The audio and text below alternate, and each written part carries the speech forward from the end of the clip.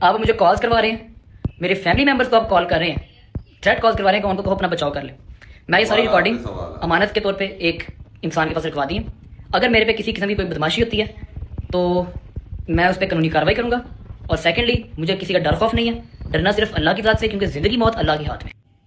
अस्सलाम वालेकुम, welcome back. तो एक शॉर्ट सी वीडियो आपने देखी। तो अब ओन शेख रजब भट्ट को तनकीद कर रहा है, सवालात कर रहा है। तो ओन शेख कह रहा है कि मैं सबूतों के साथ रजब भट्ट को एक्सपोज करूंगा और आपको एक वीडियो दिखाने वाला हूं जिसमें आपको साफ साफ पता चल जाएगा कि ईमान का घर किसने तबाह किया है, किसने तबाह और बर्बाद किया है। जिसने ना तो रजब भट्ट ने किया है, ना तो ओन शेख ने किया है, ना तो रजब भट्ट की वालदा ने किया है। आखिर किसने किया है? ये जो आपको मैं एक वीडियो दिखाने वाला हूँ, इसमें इसके अलावा आपको कोई वीडियो और देखनी नहीं पड़ेगी जिसमें आपको साफ साफ पता चल रहा है कि ईमान का घर किसने तबाह किया है। लेकिन सबसे पहले ये आप वीडियो देखें, फिर सवाल आप तनकीद करते हैं। कहते हैं मैं मानता हूँ कि मेरे में कुछ गलतियां हैं, लेकिन अब जो है ना मैं इन चीज़ों को ना ख़त्म कर रहा हूँ। आपने पर्सनल लाइफ पे उनके साथ कोई ऐसे सवाल किए कि जिस पे उनको एकदम से गुस्सा आया या हंसी आई? नहीं, मैं आपको एक बात बताती हूँ। सबसे पहले ना जब मैंने उसको कहा ना कि ईमान कैसा है, तो कहते हैं आप ही बहुत प्यारा है। तो मुझे वहाँ से लगा कि जो बंदा अपनी औलाद की इतनी तारीफ़ करे और जो औलाद की तारीफ़ करते हुए एक जज्बाती चेहरा हो, तो वो उसकी माँ को भी माफ़ कर देगा। मेरी अपनी प्रेडिक्शन ये है कि वो जल्द इसको ले आएगा घर, और अगर वो जल्द घर नहीं लेके आएगा तो ईमान को चाहिए कि घर आ जाना। उसमें एक जगह उसके साथ जब मैंने एंड पे पॉडकास्ट एंड करने के टाइम ये भी कहा ना कि कोई बात नहीं, आप पहल करें, आप ले आएँ जाके। तो कहते हैं नहीं, मैं आई एम डन। नहीं, मैंने कहा नहीं छोड़ें, फिर भी होता है। मैंने कहा अच्छा चलें, एक बात है, थोड़ा सा मुश्किल वाला सवाल है। अगर ये आपका बेटा है कवान, कहते हैं हाँ मेरा ही बेटा है। मैंने कहा अगर इसकी जगह बेटी होती तो भी आपका यही फैसला होता? तो वो ना 2 सेकंड के लिए 4 सेकंड के लिए खामोश हो गया और उसने कहा फिर जो अल्लाह को मंजूर होता।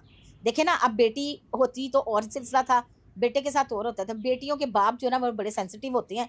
तो उसने सोचा कि मैंने कहा आपको अल्लाह ने पैसा दिया, औलाद दी है, शोहरत दी है। जैसा कि आपने वीडियो देखी थी बकर तबाह की, जिसमें वो ओन शेख को कह रहा है कि ओन शेख एक फितना है, इसी ने घर तबाह किया है ईमान का, तो यही फसाद की जड़ है। लेकिन ईमान का घर तबाह करने वाला ना तो रजब भट्ट है, ना तो ओन शेख है, ना तो ओन शेख की वालदा है। आखिर कौन है? ये वीडियो आप पूरी देखें, फिर आपको एंड पे सवालात पे तनकीद होगी। क्या चाहिए, सुथरी औलाद है, कोई बात नहीं, छोटी मोटी गलती हो जाती है।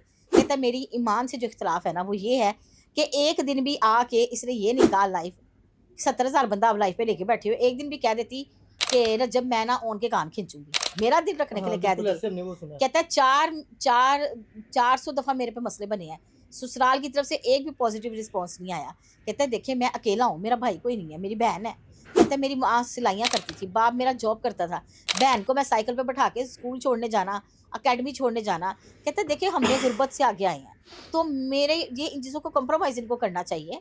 मैं माँ बाप को छोड़ सकता हूँ? कभी भी नहीं छोड़ सकता। कहता है मेरी वालदा के ऊपर हर तरफ कंट्रोवर्सी चली हुई है, लेकिन ये आपने वीडियो पूरी देखनी है, फिर आपको तनकीद और सवाल। बच्चा कहता है मैं रियाद एयरपोर्ट उतरा हूँ जद्दा में, वहाँ पे एक औरत कहती है मुझे कि मैं आई हेट यू लड़की। कहता है मैं हैरान हो गया कि हुआ क्या है। कहता है किसी के मुंह पे कह देना इतनी बड़ी बात होती है, एक चपेट मारने की तारीफ ही होता है। कहता है बात आती है, मुझे बड़ी तकलीफ हुई है, इनसे बड़ा मसला हुआ है, तो चलो अभी मेरे नाम से ये पैसा कमा रहे हैं तो कमाते जाए। अभी जो इनकी कंट्रोवर्सी एक और जो रजब भट्ट पे मुकदमा दर्ज हो चुका है, हाँ। उसमें अभी नाम इनका आया, क्या समझ रहे हैं आपके वो मजीद मुश्किलात में फंसता जा रहा है? आयशा जट्टी है ना, वैसे मैं एक बात बताऊं, ये आयशा जट्टी ने किधर ब्याह नहीं करना, शादी करे, घर बसाए। मतलब तुमने हद कर दी, मतलब तुम गंदा केस लेके अदालत में जाती हो, अपनी तजलील कराती हो, अपनी इंसल्ट कराती हो। इसके पीछे क्या है? रजब भट्ट का नाम ही है, वो जेरा मुजरम सी जिन्हों सजा तो फांसी की जल्द वाला उन्हें ठीक हो तनकीदें और सवालात पे सवालात। तो बीच में से कंट्रोवर्सी ये चली थी कि ईमान रजब का जो बेटा है ईमान सुल्तान, ये किसके पास रहेगा? ईमान के पास रहेगा, रजब भट्ट के पास रहेगा? ये तनकीदें और सवालात है। और अब जो कंट्रोवर्सी छिड़ी हुई है ना, तो आप पूरी वीडियो देखें, फिर आपको वो एने फसाया हुआ है। और इसके ऊपर अब शेबी उठता है। अब शेबी तो कई वीडियो जो आई हैं बाद में, उसमें तो वो बचा रहा है बेचारा, शेबी में भी हमें डलवा दिया इसने, और ना किसी को पूछना ना करना, और ये दोनों बहनें मचाती हैं।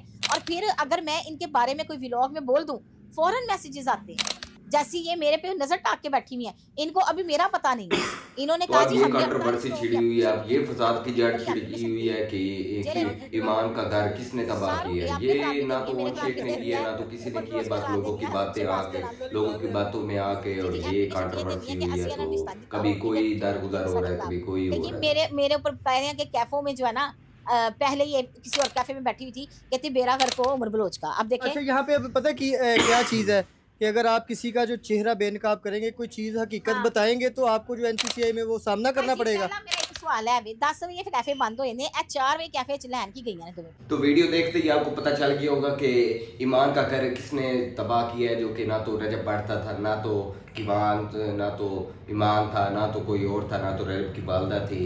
लेकिन वीडियो तो बहुत सी है, मिलते हैं नेक्स्ट वीडियो में, फिर आपको दिखाते हैं क्या क्या बनता है, क्या तनकीद होती है, क्या सवालात होते हैं, क्या चेंज आती है, क्या नया पॉइंट आता है। तो दर गुजर कोई ये कह रहा है, कोई वो कह रहा है। तो मिलते हैं नेक्स्ट वीडियो में, क्या रिएक्शन आएगा देखते हैं आप रजब भट्ट का।